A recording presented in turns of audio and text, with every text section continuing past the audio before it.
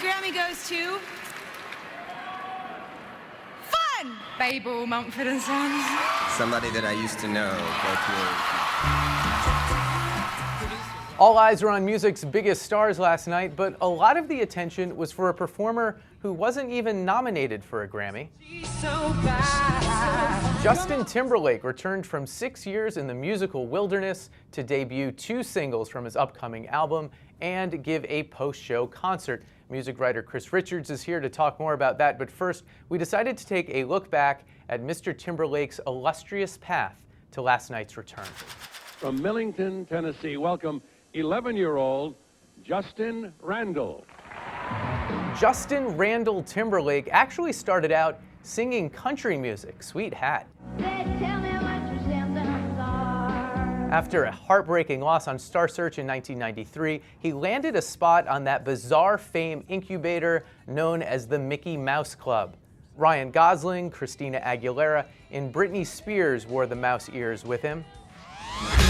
Just hit me with the truth. Then, of course, came the boy bands of the late 90s. NSYNC sold more than 50 million albums. This was back when people bought albums before Justin went solo in 2002. In the last decade, he's released 2 albums, participated in an infamous Super Bowl halftime wardrobe malfunction, coined a fast food jingle, and did his level best to give the people the sexy they so sorely missed. And after winning 6 Grammys and collaborating with some of the biggest names in pop and R&B, he set his sights on Hollywood. And while he did appear in a number of box office films, in the end, it was a different sort of box and similar silliness on Saturday Night Live that won him 4 Emmys. So what's next for the hair-changing, career-morphing boy from Tennessee? Last night's Grammy performance, yes, hosted by LL Cool J, but featuring a collaboration with Jay-Z, suggests you might be able to call it a comeback.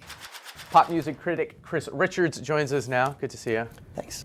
Yeah, so what did we learn from that performance about what this new March album might look like? Yeah, it looks like it's going to be a little bit of a throwback. I mean, Justin in the past has been an R&B futurist. He's worked with the Neptunes and Timbaland and always kind of advanced the discussion in a way with sort of a futuristic sound. Now he seems to kind of be looking back a little bit. The performance started off with sort of like an Instagram filtered style over the television screen, and the first half of the performance was in black and white. He performed in a tuxedo, he's on an old school bandstand, and the tunes kind of had an old school Marvin Gaye kind of feel to them.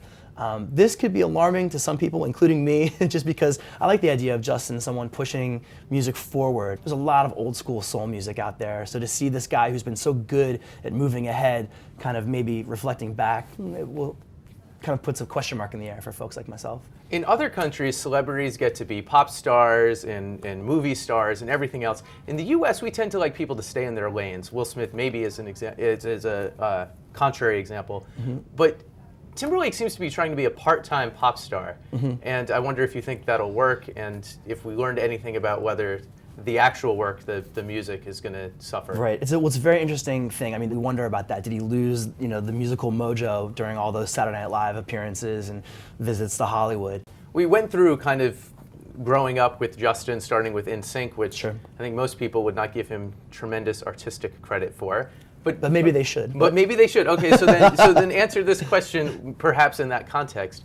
What is his musical talent? We get that he's a great performer, that he's marketed himself very well. Does he have a true musical gift? And if he does, what is it? I think his gift was apparent last night on stage. It's just a sense of ease and a sense of confidence that very few performers have on that level. This is a guy who's very, very comfortable in unfamiliar territory. So what territory he's going to inhabit next is, I think, going to be telling the success of the next step of his career. Okay, albums in March. Chris, good to see you. Thanks for having me. That'll do it for us for tonight. We will fold things up. Hope to see you back here tomorrow.